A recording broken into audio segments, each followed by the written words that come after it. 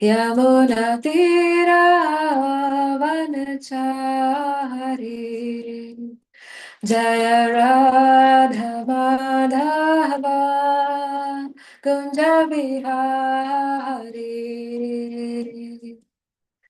Jaya Gopi Janavallabha Girivaradhari Yashodanandana Brajajanaranja Yashodanandana Brajajanaranja Yamunatira Vanachari Jaya Radha Madhava Kunja Bihari Hare Krishna, Hare Krishna, Krishna Krishna, Hare Hare, Hare Rama, Hare Rama, Rama Rama, Hare Hare. Hare Krishna, Hare Krishna, Krishna Krishna, Hare Hare, Hare Rama, Hare Rama, Rama Rama, Hare Hare.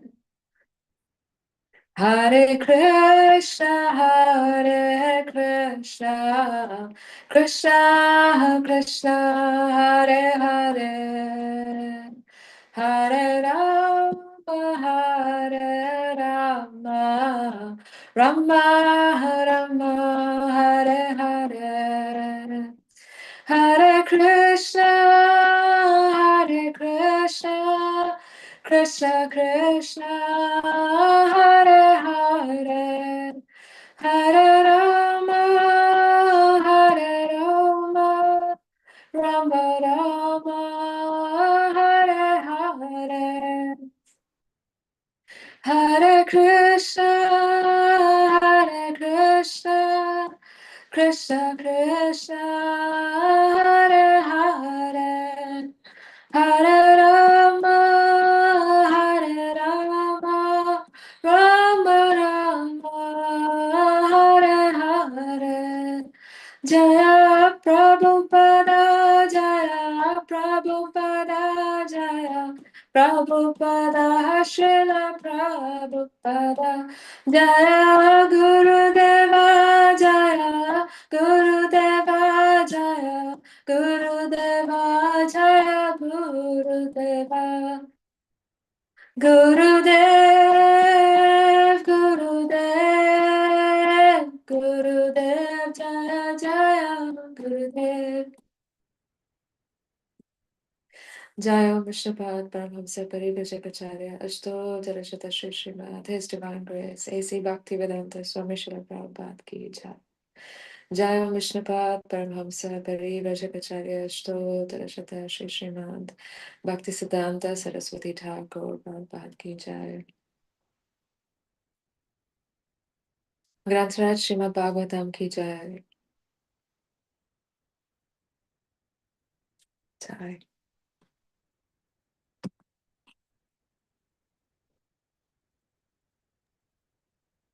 Okay. So we're reading from Srila Prabhupada Lilamrita.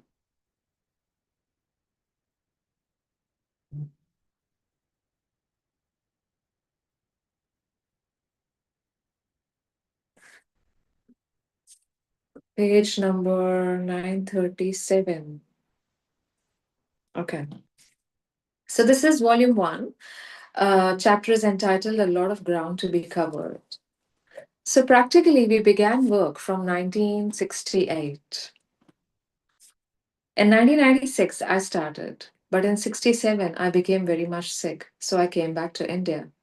And again I went there in 1968. Practically, this propaganda work began vigorously from 1968. From 68, 69, 70, and this is 71. So, 3, 4 years, all these branches have grown up.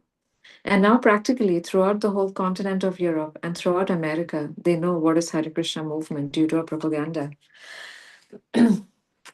End quote. Early each morning before sunrise, Prabhupada would sit in the temple room before his disciples and lecture from Srimad Bhagavatam. And each morning, the lights would go out, leaving everyone in darkness. It was a typical Indian power failure, and Prabhupada would stop lecturing while a devotee lit 2 candles for his Vyasa and 2 candles on the altar. Long shadows would mix with the luminous gold of the Radha Krishna deities, and Prabhupada, wearing spectacles and holding open the Srimad Bhagavatam in his hand, would appear wonderfully mysterious. One morning, Srila Prabhupada sang a new song, Jaya Radha Madhava. I'll teach you this song, he said. Reciting the first line, he had the devotees repeat it again and again. One line at a time, he went through the song. Jaya Radha Madhava Kunja Bihari Gopijana Vallabha Girivaradhari Yashoda Nandana Brajajana Ranjana Yamuna Tira Manachari. They should know it, he told them by the next morning. Only a few devotees managed to memorize the song. So the next morning, Prabhupada went through it again by line by line. During the evening lecture, he explained the meaning of the song. Jaya Radha Madhava Kunja Bihari. Krishna is enjoying in Vrindavan. That is the real picture of God, simply enjoying. The Vrindavan Leela of Krishna is the perfect presentation of the Supreme Personality of Godhead. He is simply enjoying.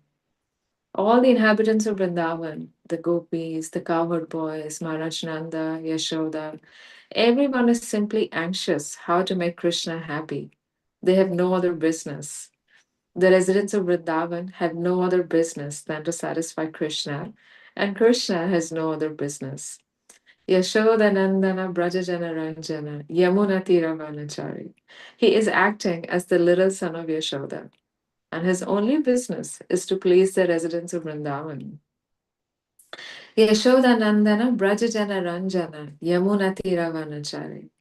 He is wandering in the forest of Vrindavan on the bank of the Yamuna. This is the actual picture of the Supreme Personality of Godhead. But Brahma, Indra, big, big demigods, they're also bewildered. They are sometimes mistaken. How this cowherd boy can be the Supreme Personality of Godhead? Just like some of us think like that.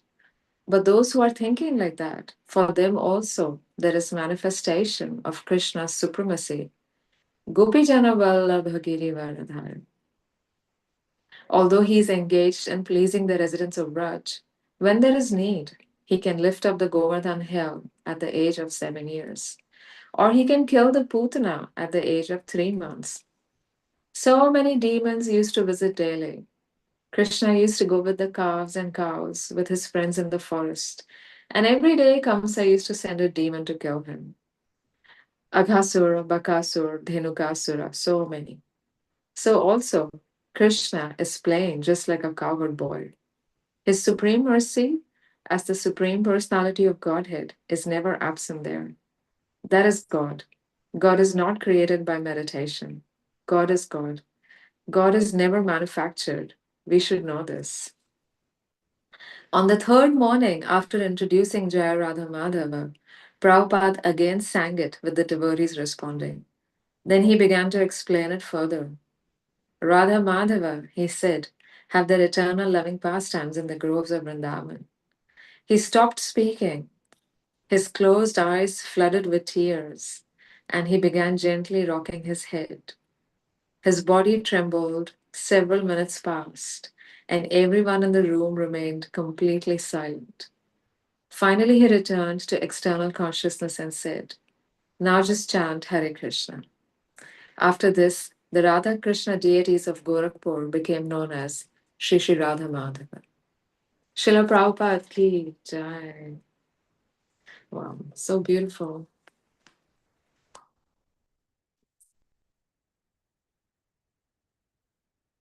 Well, there's a few devotees here online. I had not expected that anyone would be here.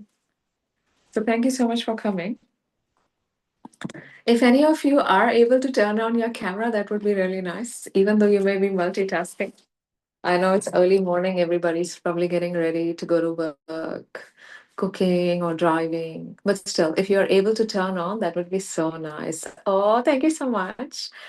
Thank you so much, dear devotees. Oh, that's really nectar. That's the nectar, actually seeing the devotees and getting your association. Jai. Thank you. Okay, now I'd like to share my screen. How do I do that? Okay, here. Share screen. Screen broadcast. Start broadcast.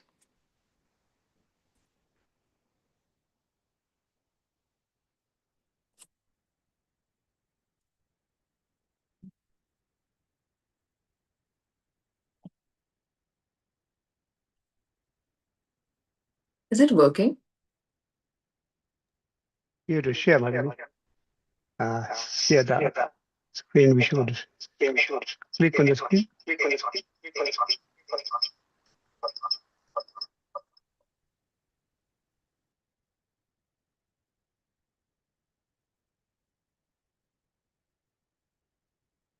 Are you able to see my screen? Yes, Mataji, you can see living Okay. entity in margin and potency. Okay, cool. All right, awesome. Okay, so we are on this is verse 5, 13, 22. So let me pull it up.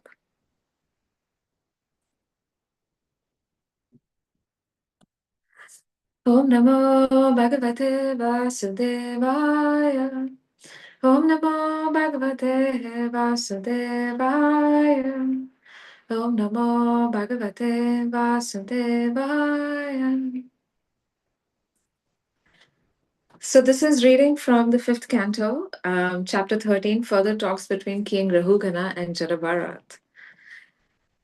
Nahi adbhutam tvacharanam charenubhir hatam haso bhaktiradhokshaje mala mahurtikadyasya samagamachame dustarkamulo pahato vivekaha.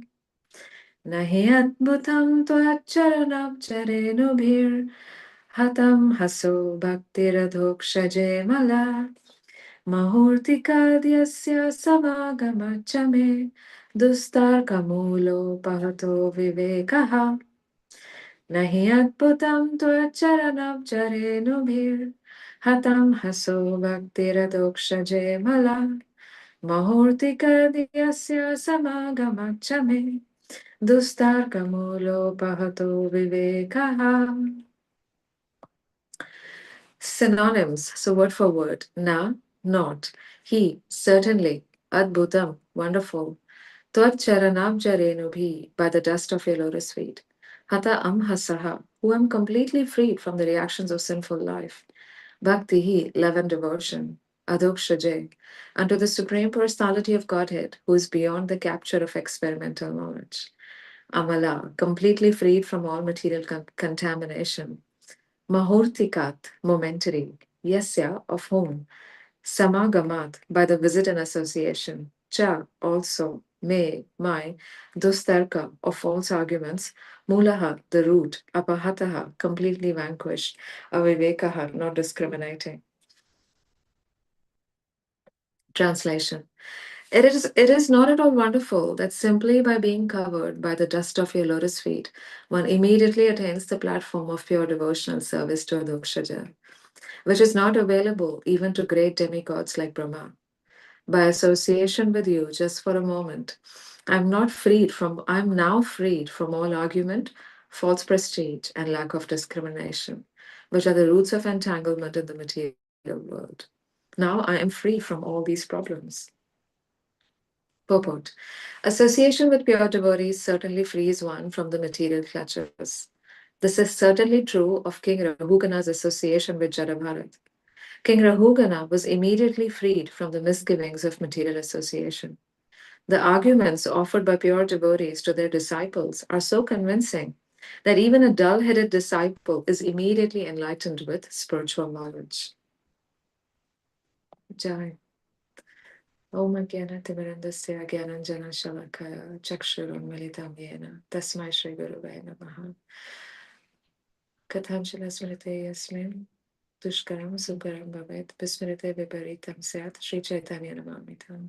Jai Shri Krishna Chaitanya Prabhu Nityananda Shri Advaita Gadadhar Srivasadi Gaur Bhaktivinoda Hare Krishna Krishna Krishna Hare Hare Hare Rama Rama Rama Hare Hare. Jai. Okay, so now how do I adjust the screen that I can also see you and not just my own presentation? Is that possible or no? Hare Krishna Mataji, when you are sharing the screen, you cannot see others. Oh, okay. Okay, all right. We can't have everything. All right. So this translation, this purport is talking about the effects of the wonderful association of devotees. So I thought so that's and also among other things, but the main theme is the association, the wonderful effect of the association of advanced devotees. So I thought that that's what I would like to focus on today. That how important is the association of devotees in our life. So I thought that that we could actually look at this in the context of our bhakti journey. So we know that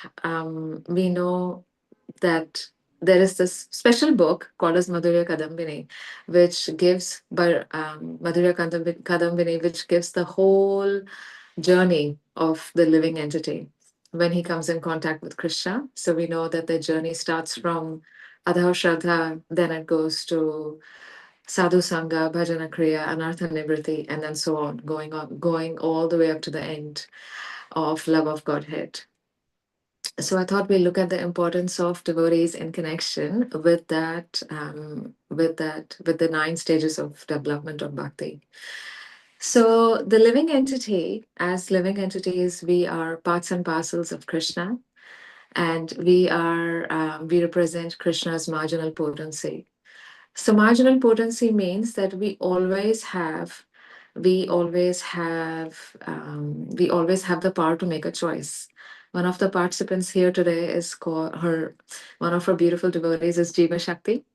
So when my spiritual master was giving her name Jiva Shakti, he said that Jiva Shakti means the independence to choose, and that independence to choose what action we take is there with us at every moment. It is that is our very fabric. That's what we are made of. That's the only thing that we actually have is this Ichha Shakti. Is that am I going to do this or am I going to do that? And this Jiva Shakti is inseparable from the living entity.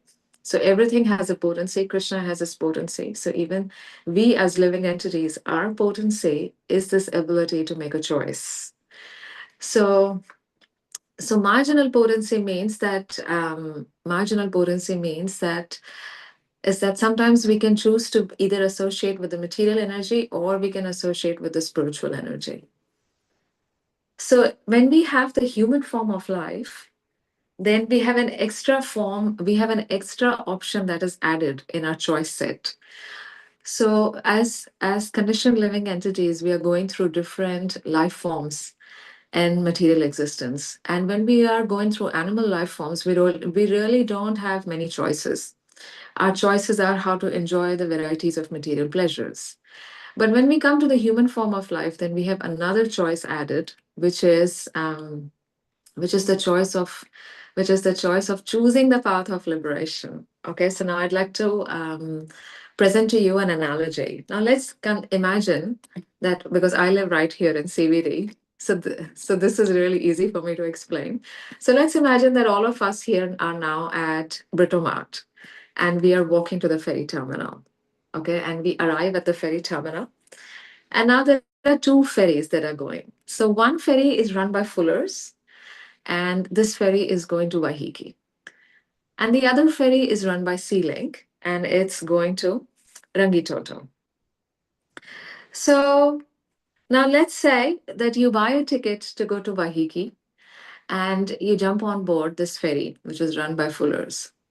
Now, once you're on this ferry, once you're on the Wahiki ferry, you can't go and tell the captain that actually I want to go to Rangitoto.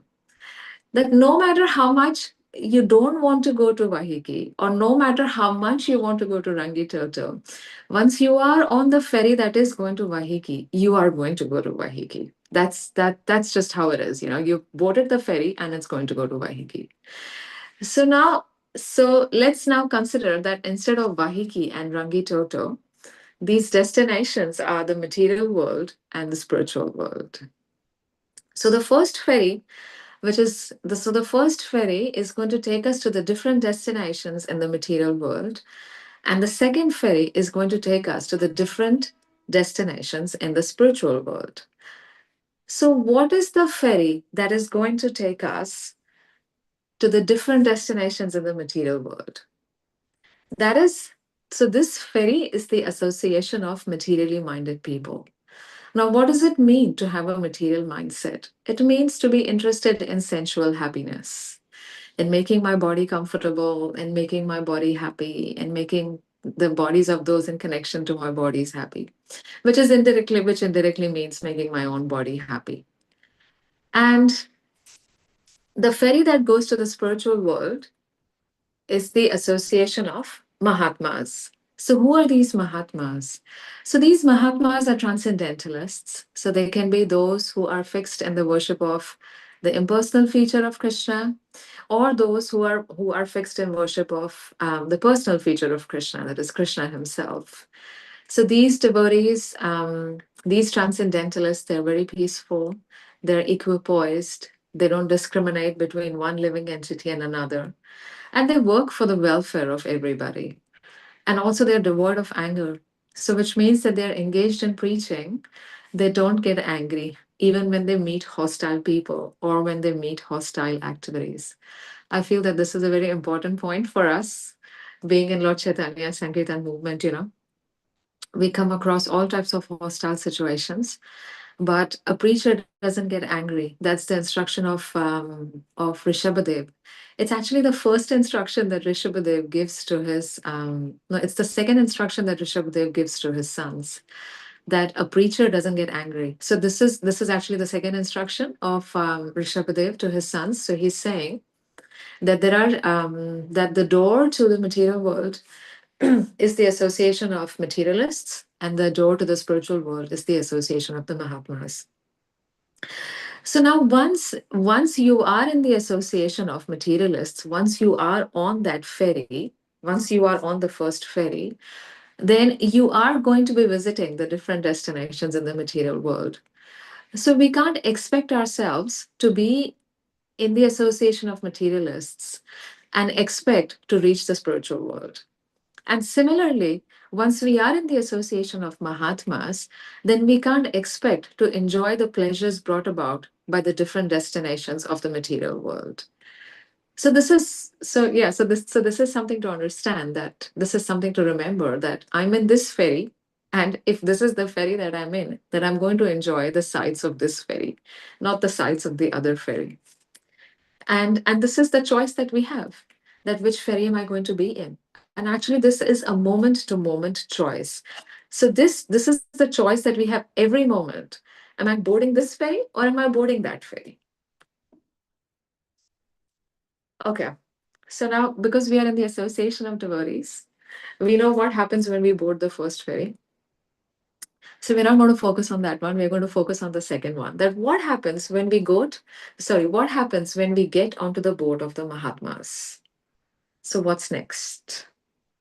So because the Mahatmas are very, very compassionate, they feel a lot of compassion. Compassion is actually overflowing from their hearts for the conditioned souls. So Mahatmas, because these are very advanced devotees, they are very advanced in their bhakti. So compassion is an inseparable quality of bhakti.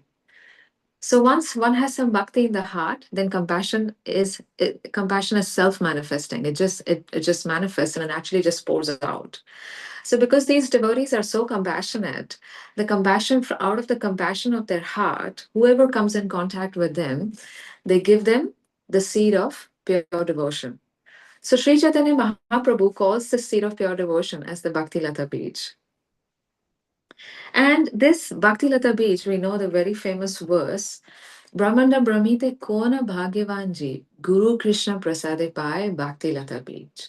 So Brahmanda Brahmite Kon Bhagyavan Jeev is such a rare fortune to actually get the seed of pure devotion. Very rare fortune.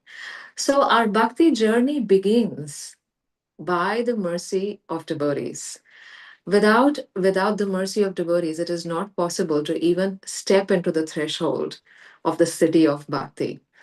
So that's the very first step. That's the very first point, that the association of devotees comes into picture. That by their mercy we actually begin this journey.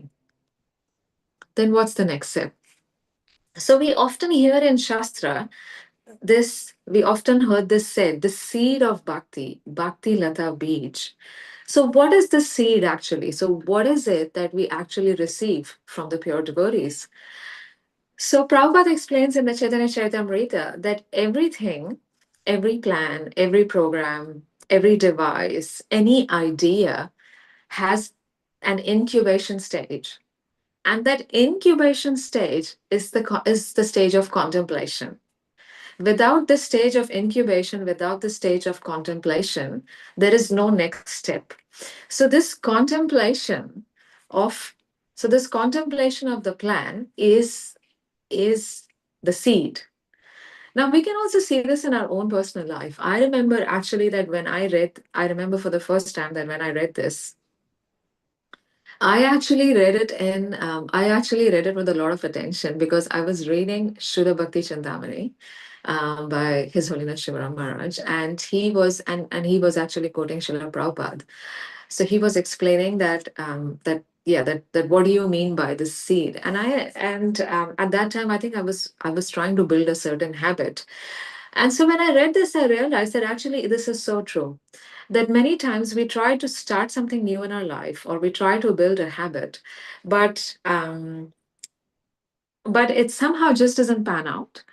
And then I realized that why am I not being successful in implementing this new habit? And then I realized that actually it's because I just haven't given it proper thought, that I haven't actually formulated it fully in my mind. Because the solution or the habit or whatever it is that we're trying to do, it has to first be fully implemented in your mind, or at least in your in our thought process. And once that's done, then it actually comes out. And then when I applied this, I was actually able to do what I was trying to do for quite some time.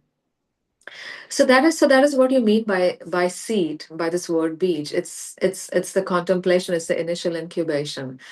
So what is the Bhakti Lata Beach? So the Bhakti Lata Beach are the methods, rules, and regulations that are given by the spiritual master to the disciple to train the disciple completely in the science of devotional service.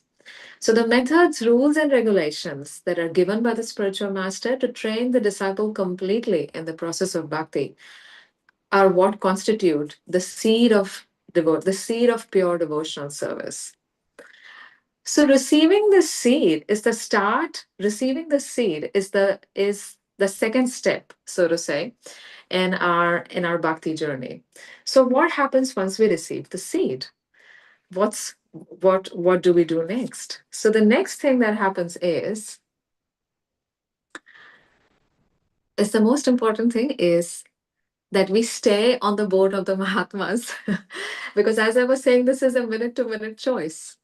So so we've received the seed. So this Bhakti Lata Beej, it can only grow, it can only be cultivated and watered and protected in the association of devotees, which means staying on the boat. So the process of advancement in bhakti is the association of devotees. Without the association of devotees, we cannot actually make any progress. And this is a very very important point to consider deeply. Is that is the way is the words that Prabhupada is using to explain this, is that the process of advancement, that devotee association is actually a process. And it's true, you know how devotees work on you, that it actually requires a lot of effort to stay in the association of devotees. It certainly is a process. So the way to progress in bhakti is to stay in the association of devotees. Now, this association of devotees, it just doesn't mean hanging out with them. We know what Rupa Goswami says. He says the six exchanges, six loving exchanges, is the way by which we associate with devotees. So it's the six loving exchanges are offering prasad, accepting prasad, offering gifts in charity, accepting gifts in charity, and the most important aspect is revealing one's mind about the difficulties that one is facing in Krishna consciousness, or about their doubts, um, yeah, and inquiring about how to progress in bhakti, about how to jump over the obstacles, how to overcome the obstacles. So all these six items have to be performed, and that is what makes the process of devotee association. Sometimes, our association with devotees can just be quite superficial.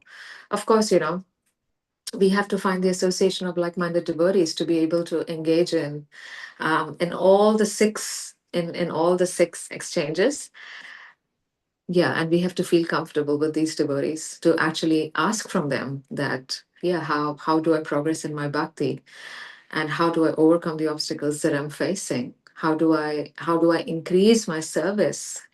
Am I actually pleasing Krishna? How can I improve my service to Krishna? So we have to have that in our life. So the process of advancement in bhakti is association. Now, how does that actually work? So we progress in bhakti in two ways.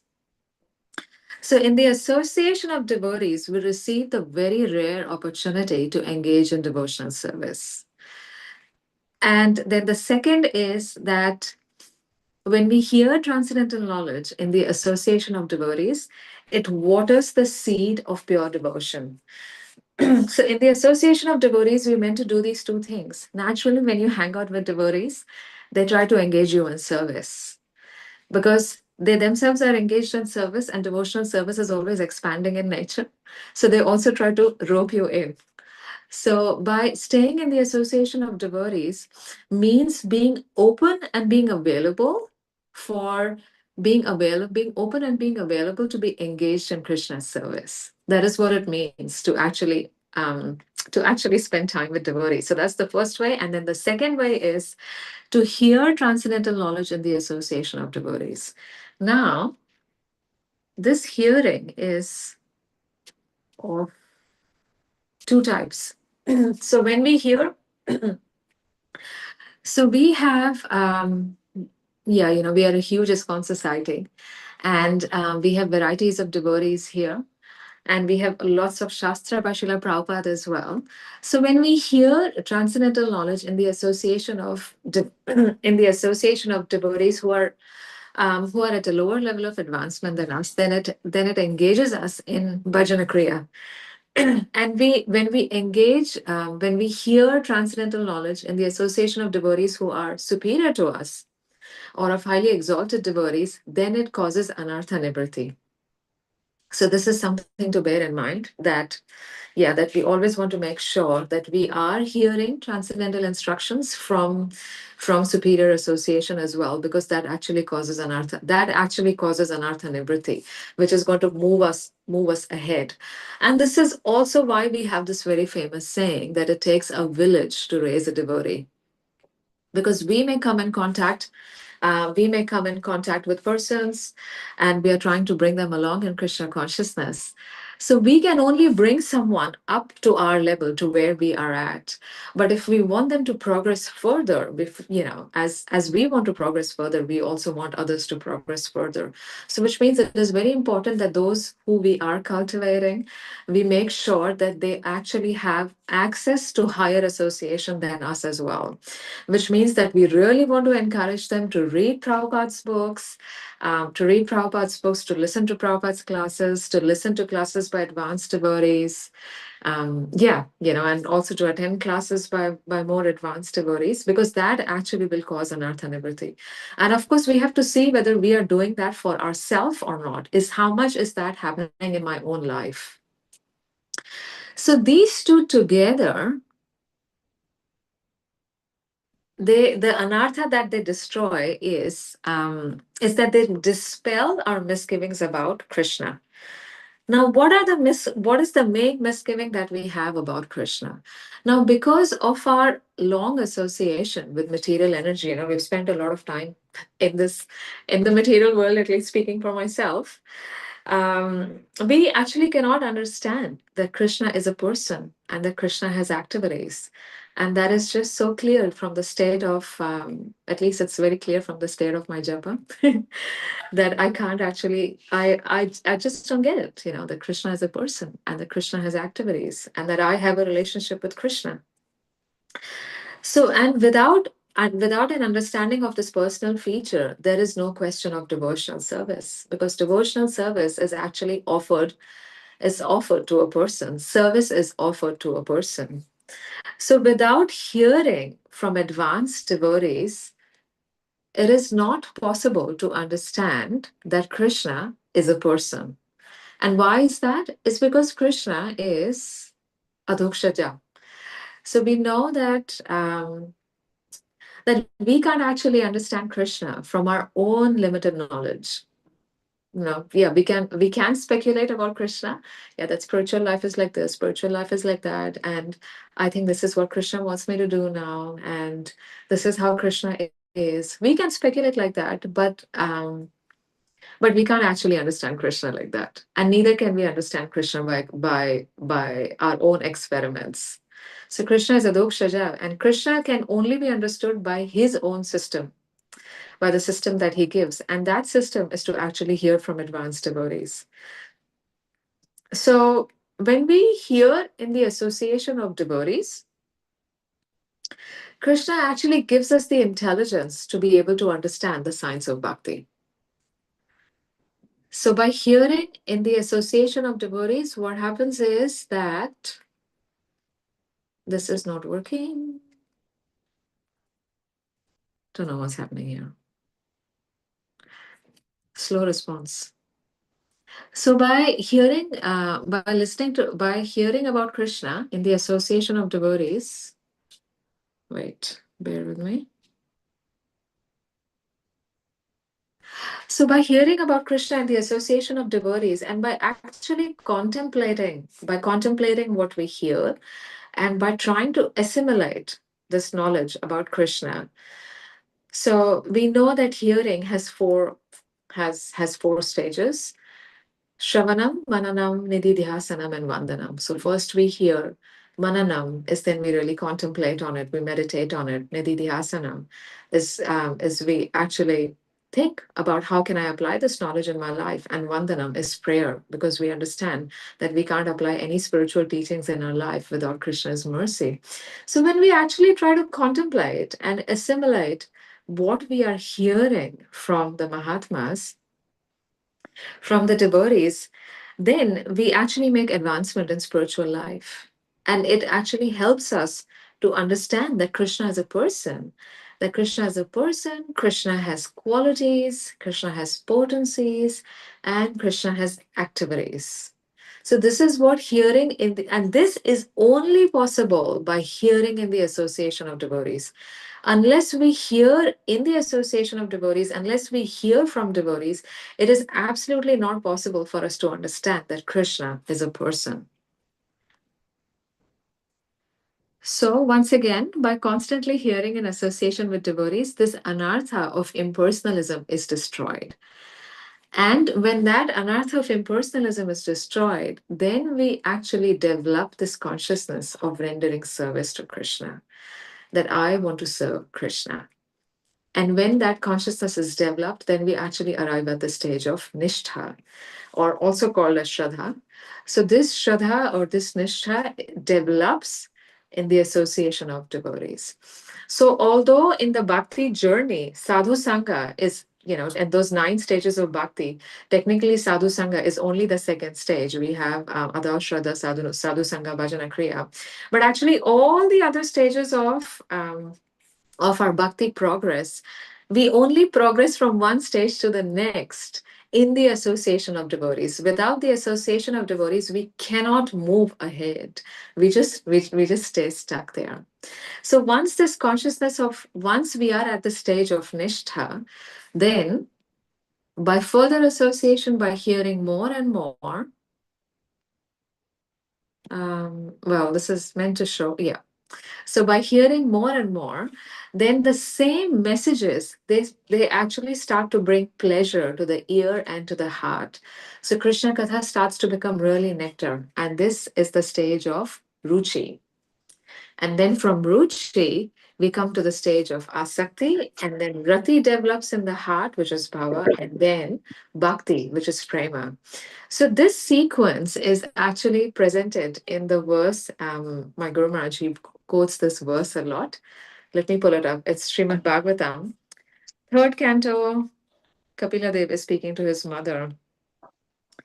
3:25:25 is such a beautiful verse. Okay, so it is. I'm going to sing it. Satam prasanga mama virya samvido bhavanti hritkarna rasayana gatha tajoshana dashavapa vartmani shraddharatir bhaktiranu. So by hearing in the association of devotees, as I said, it opens the path to liberation. And what is that path to liberation? It's the stage here, the stage of nishtha, this consciousness that actually I want to serve Krishna. Then after that, touch Joshanad. So Joshanad is that same message. It becomes so pleasing to the ear and to the heart. So that's the stage of ruchi. And then rati develops, which is bhava, and then bhakti, which is prema. And all this happens step by step by step, all in the association of devotees. Now, all this sounds very hunky dory, right? But things don't always pan out this way. At least in my personal experience, that's what I've noticed, that there's always some or the other impediment. So thus far, we've looked at the wonderful effects of associating with devotees. But now let's look at what happens when we don't associate with devotees. So coming back to the stage, so there is something that should happen here, but is not happening. That's okay. So we see here, by doing these two things, as I mentioned before, by engaging in devotional service in the association of devotees, and by hearing transcendental knowledge, it waters the seed of pure devotion. So when these two happen properly, then the outcome is Shraddha, pure faith. Now, Shraddha, pure Shraddha, it has two unique identifiers. So, the thinking of someone who has pure faith is that they have exclusive dedication to Krishna.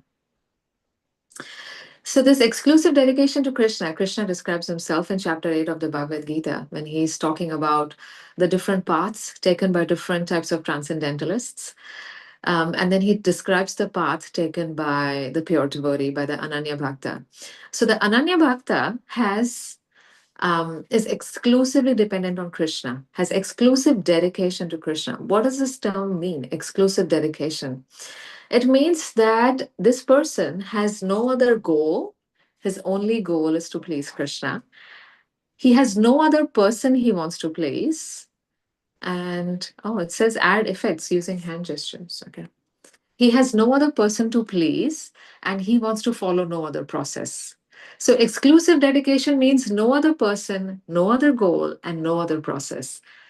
That is, so this person with pure faith has exclusive dedication to Krishna and is completely dependent on Krishna. And then in addition, Shraddha has three more qualities, very distinct qualities. So the first quality is that this devotee has a distinct taste for service. So how is this distinct taste produced? So when a person with this pure faith, and remember, this pure faith is not it's not that someone who is only at a very high stage in bhakti has to have pure faith, because all of us we receive the seed of pure devotion. So if we water the seed properly, then all of us can have pure faith. Um, so this third quality, distinct taste for service, So when we receive the pure seed of devotion, then we actually understand that whatever we were doing in our life so far was a complete waste of time.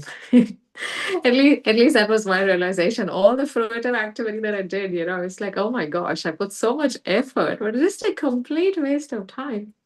And it would have been so much better if I had come to bhakti a lot earlier in my life. But anyway, Krishna has his timetable, and I have my timetable of rebellion.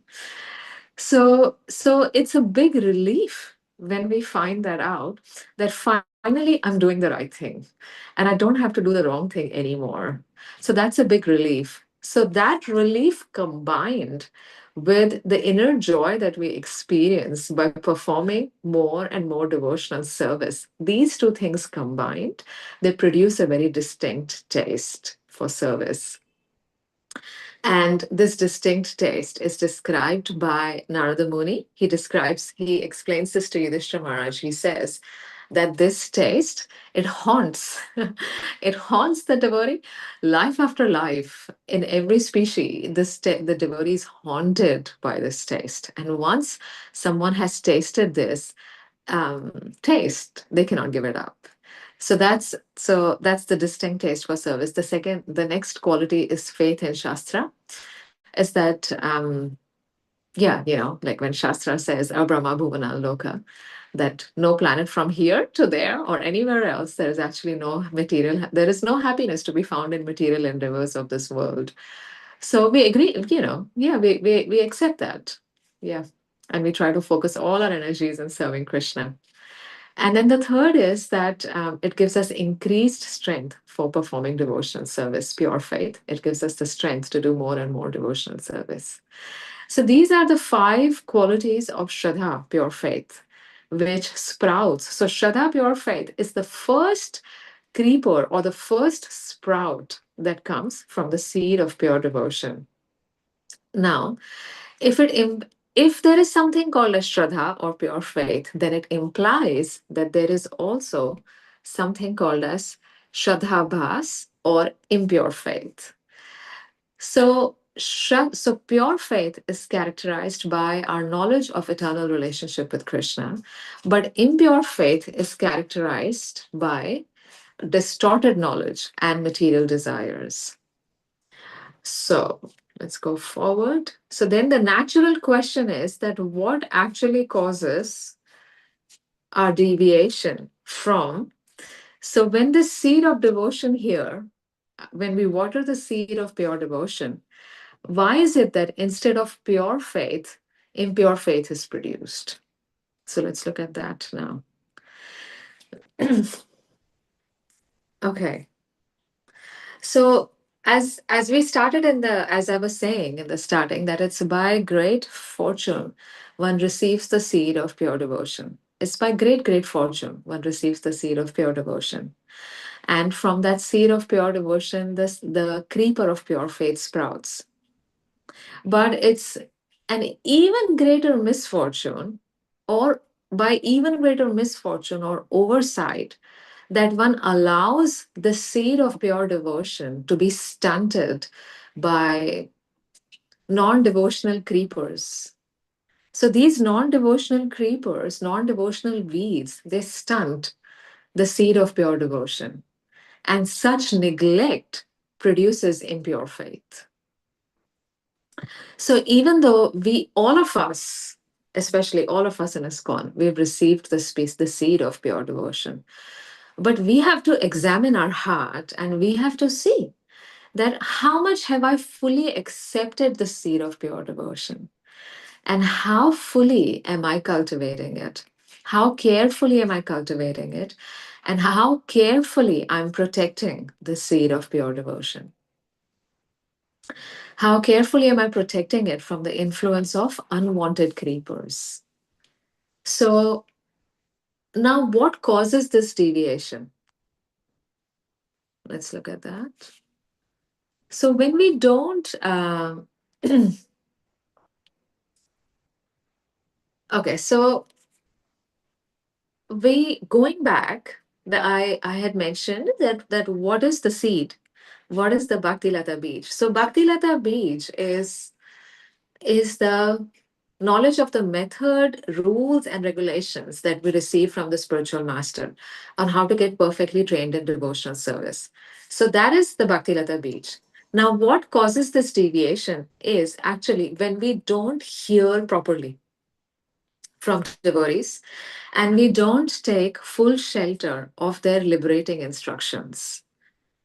So then, so when we don't take full shelter of their liberating instructions, then we actually succumb to impure faith.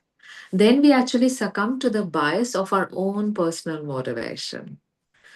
So when we don't follow the agenda that is given to us by our spiritual masters, by our mentors, by devotees who are engaging us in service. So when we don't follow that agenda, then naturally we engage in our own agenda.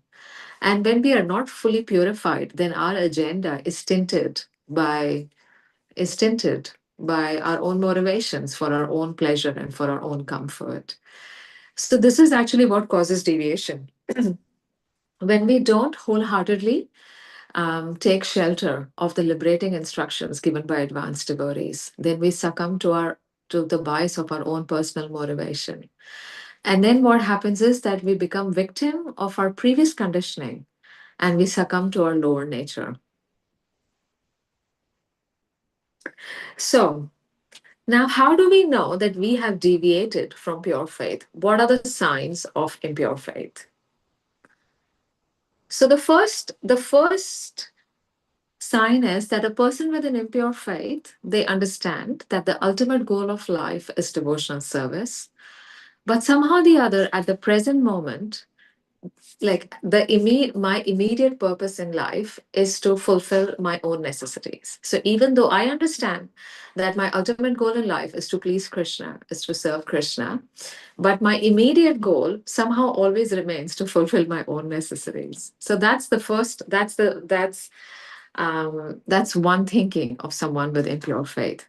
Then the second thinking of someone with impure faith is that they don't actually accept the supremacy of devotional service, and it is just practiced to fulfill. It is just practiced for fulfilling their own personal ambitions.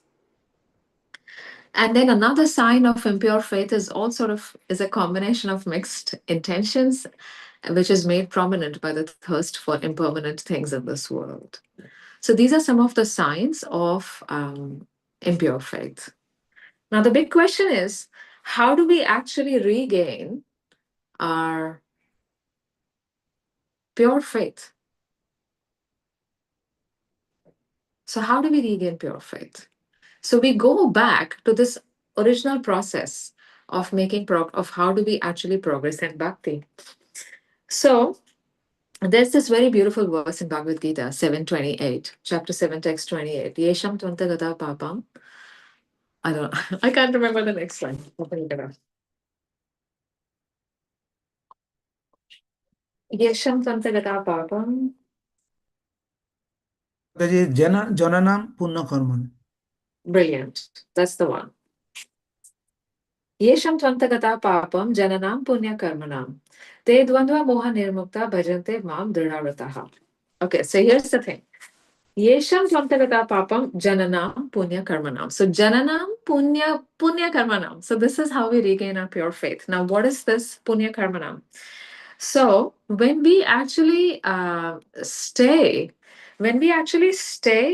in the association of devotees, and when we hear from Vaishnavas who have pure knowledge, who have transcendental knowledge, then their association is so powerful that it actually frees us from the influence of the lower modes. So that's the ear that you see on the right hand side. So when we actually hear transcendental knowledge and the association of devotees, that association is so powerful that it frees us from the influence of the lower modes. And then when we serve them, which is Jananam, Punya Karmanam. So when we actually serve exalted devotees, when we serve the liberated devotees, we attract their mercy. So Vishwanath Chakravarti Thakur, he gives this beautiful commentary on this verse, and he explains that when we do acts to serve the liberated devotees, it attracts their mercy. It specifically, he says that it attracts their merciful glance. And their merciful glance is so powerful that by that glance, our sinful activities are destroyed. And when our sinful activities are destroyed, then te dvandva moha nirmukta bhajante mam dridhavritaha. Bhajante mam dridhavritaha. So by attracting, by their merciful glance, our sinful activities are destroyed and we actually become steady in our worship of Krishna. So when we get that merciful glance, it actually gives us the strength to resist our lower conditioning, and it gives us the strength to stick to the pure ideal of serving Krishna, of bringing pleasure to Krishna. So that is what actually happens when we do these two things together. That's the strength that we get by the merciful glance of the great devotees. And then the cycle continues, because this here, then it comes to the stage of Nishtha. So we become free from dualities, which is what this verse says, Te dvandva moha nirmukta. Okay, now going to the next slide. Okay, so I'll just summarize now what so basically we've just discussed. We've looked at the importance of devotee association right from the very stage of beginning our bhakti life. And then devotee association helps us to go the distance in our bhakti life, and it helps us to reach the sublime destination of Krishna's lotus feet. So we absolutely need the association of devotees to begin our bhakti journey. We need the association of devotees to go through our to okay, this is yeah. So we need the association of devotees to begin our bhakti journey. Then we need the association of devotees while we are in the stage of bhajana kriya, anartha nivritti, in the therapeutic stage. And then we need the association of devotees in the relishing stage, which is starting from bhava and going up onwards. Okay, so that was my presentation. Hare Krishna. If anybody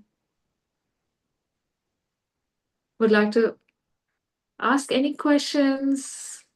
Hare Krishna Mataji, thank you very Hare much. Krishna.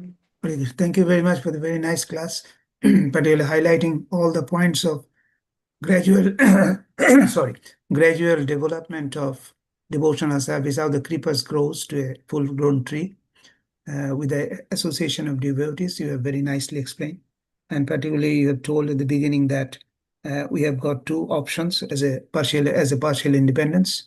We can accept pravrittimar and the nivrittimar. Pravrittimar means accepting material enjoyment, and nivrittimar means doing transcendental service, and that all comes from a devotee.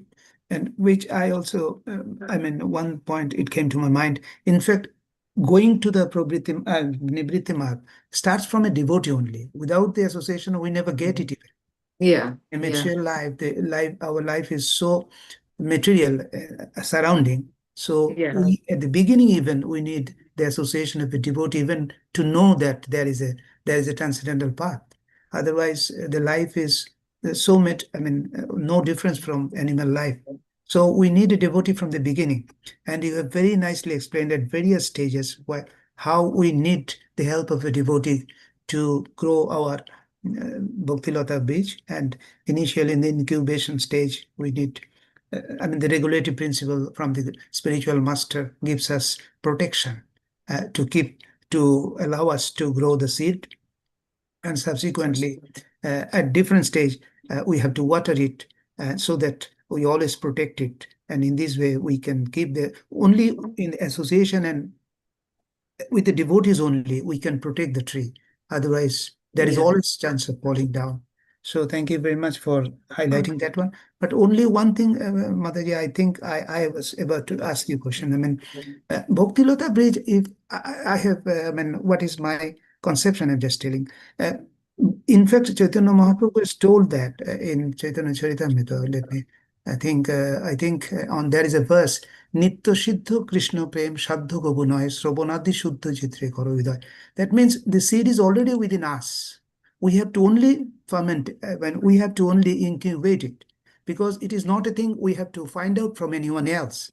The seed, in one sense, what I understand is maybe is already within us. It is not we have to find out elsewhere. Within us, it is always there. Only thing is, by we are neglecting it. We don't know it because of our ignorance, because of our attachment for millions of life past. We have forgotten about that, and that's why we're in this material world. So thank you very much once again for your nice class. Hare Krishna. Thank you so much. Thank you so much for such a nice summary. You summarized it so beautifully. Jai, I would not have been able to do that. Wow. And thank you so much for adding that point. Yeah. Yeah, I agree. Does anybody have any questions, any points to add on? There are so many devotees online. Wow.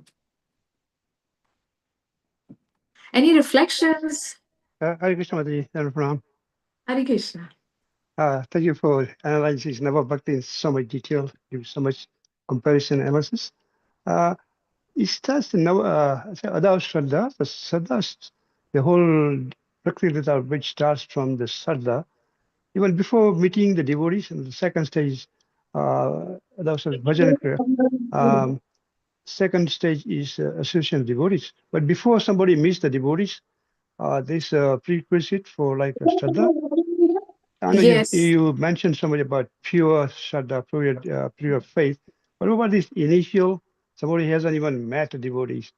So what propels them, or what is the precursor Yes. for to meeting the second stage of meeting devotees? What impels them? What is their past devotions or contribute some Sukati or their previous karma they meet this Shraddha? Maybe you can Thank you. elaborate because this is the Yeah. beginning stage. Thank you so much for asking that question, actually. Yeah, I mean, I wasn't sure if I would have enough time. That's why I didn't include that in my presentation, but I did want to talk about that as well. So, so we have, so the living entities are performing different types of activities in this material world. And some activities are dushkriti and some activities are sukriti. Now, sukriti is of three types. So you have bhakti unmukha sukriti, you have mokshonmukhi sukriti, and then you have kama mukhi sukriti. So there are three types of sukritis. So the first bhakti unmukhi sukriti, it actually brings you to devotional service. Second sukriti is favorable for the path of liberation, and third sukriti is favorable for the path of fruitive activities. So generally, bhakti unmukhi sukriti, it happens in two ways.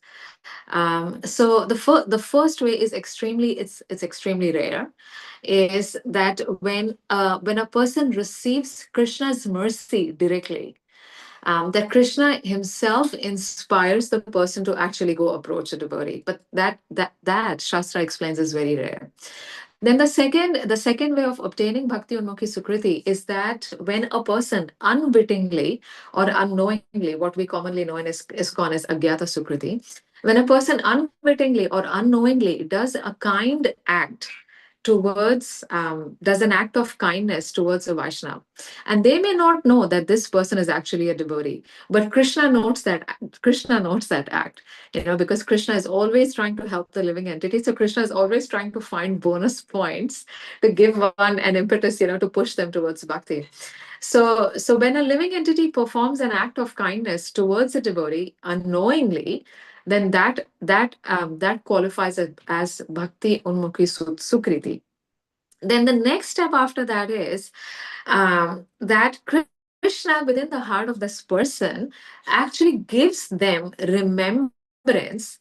No. Then what happens is, then after that, so this person who has performed, let's say, one act of, Agyat Sukriti, then when this person has performed sufficient acts of Agyata Sukriti, like he has enough credits, then actually Krishna within the heart inspires this person to contemplate the activities of the devotees this person has come across, even though he may not know that these persons were devotees, but he may just think in his mind, oh, this person was so nice. I met this person was so nice, such nice behavior. And that is actually creating more credits for this person. So once the credits are accumulated enough, then the person actually comes next step, which is, they may receive a book from someone, they may receive prasadam, or they may, their colleague may be a devotee, Yeah, somehow like that. I'll tell you a very nectar story. So there was this one person who came to the loft, and he's a visitor from South Africa, and he had just landed in the country one day back. So I asked him, "How did you find out?" And he said to me that he was going to the Parnell market, and this guy, he looked like a hippie. So there was this one man who was apparently in his 60s on a motorbike, and so this person was saying that this man on the motorbike, he looked completely out of it. Like he looked like he was high on drugs or something. But then, so this guy was riding the motorbike, and then when he saw this South African tourist, he just stopped the motorbike, and then he said, "I think you will really like this place," and he suggested that he goes to the loft. So, well, obviously this person, I don't think that this person was practicing Krishna consciousness or was a devotee, but somehow this South African person, like Krishna used this person as an instrument. Yeah, so the first step is bhakti unmukha sukriti, collection of them enough. When enough of them are collected, then the person contemplates or thinks about the Vaishnavas in their heart, and then Krishna just makes the connection. I hope, does that answer your question, Prabhu? Thank you. Really, very elaborate described so many different types of Sukritis. I didn't know that. Thank you, Mataji, for elaborating this very wonderful point. Yes, sometimes you go on Harinam or food distribution, and someone will just give a thumbs up or just smile. I think they just accumulate this Sukriti, just because they are favorable to the devotees. So I think Krishna become happy. Sometimes we see in like Otara when you do food distribution, some islanders will come look very rough looking, but they put $10 or $5 in the donation box. I mean, Yes. you will never expect that, but they just come and do it. So I think by their action or the appreciation of the devotees, they are achieving this Sukriti. Thank you, Mataji, for. But this is the beginning stage. Now Shraddha, to just get to the beginning stage is very important. Otherwise, we will not take off. Thank you, Mataji. Hare Krishna. Yes, definitely. And that's the reason why Sri Chaitanya Mahaprabhu has devotees all over the world. Yeah, and often my Guru Maharaj always explains this point, because devotees always often bring up this question about, that okay, we are putting so much effort in outreach, but how do we know whether it's having any effect or not? We don't see people coming along. And so Guru Maharaj, so my Guru Maharaj, he says that you can't see how you're affecting people, and you're only looking at people in terms of this lifetime. But actually, our current lifetime is just a flash in eternity. Yeah, so we don't actually know how much progress that person is making. In fact, on that point, I would really like to share something amazing that I read by Shivram Maharaj and Shuddha Bhakti Chintamani. So he makes this point that even in the life of devotees, even in our own personal life, as we are moving ahead, Krishna, that even though we may have the qualification to be at a much higher consciousness, but Krishna may not bring us up to that level because he wants us to be at the level where we are at right now to perform a certain type of service. And and so Maharaj was especially giving this, explaining this point in with the context, that often we see that devotees only at their last stages in life realize, have all these ecstatic symptoms, and yeah. So why is it that Krishna holds it till the last stage? And so the Shastra explains that the reason why Krishna holds it till the last stage is because Krishna wants the devotees to taste the nectar of uninterrupted service. Because if we start feeling too ecstatic too early, then our service will get interrupted. And every service requires a different type of consciousness. Yeah, so our consciousness is actually completely under Krishna's control. So where we are in our bhakti journey is completely under Krishna's control, and we can't actually judge about our own advancement or about anybody else's advancement based on based on their externals, because Krishna is working individually with every person, with each. Yeah, Krishna is so personal. It's amazing. Yeah.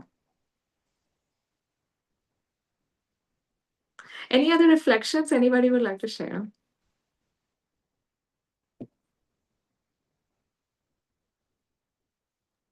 Well, that doesn't seem to be, and I think you've gone a bit over time. So Okay, to all bring it right. to close here. Thank you so much. Thank you Uh, so much. Thank you so much, dear uh, devotees. It's so Vanchakalpatarubhyascha Vanchakalpatarubhyascha kripa sindhubheva cha patitanam Patitanam pavanebhyo Pavanebhyo Vaishnavabhyo namo Vaishnavabhyo namaha Namo Namo. Ananta Koti Antakoti Vaishnav Vaishnav ki Vrinda jai ki Jai. Munjaranya Mataji Ji ki ki jai jai. Srila Prabhupada ki jai Jai. Gaur Premanande Hari Hari Hari Hari Bol. Hari Hari Bol. All Ram. glories to assembled devotees. Hare Krishna. Hare Thank you. Krishna. Thank you Thank you, very much, Mataji. Mataji. Very nice class. Thank Very you. nice. Thank you. Hare Krishna. Hare Krishna. Govinda Jai Krishna Hare Krishna Krishna Krishna Hare Ram Ram Ram Hare Hare Govinda Jai Jai Gopal Radha Rama Govinda Jai Jai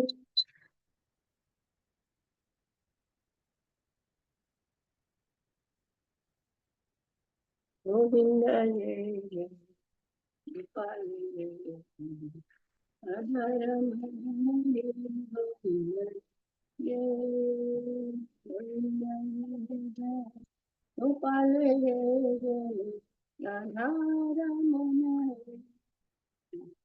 Hare Krishna Hare Krishna Krishna Hare Ram Ram Ram Hare Hare Ram Krishna Yadavai Namaha Yadavai Madhavai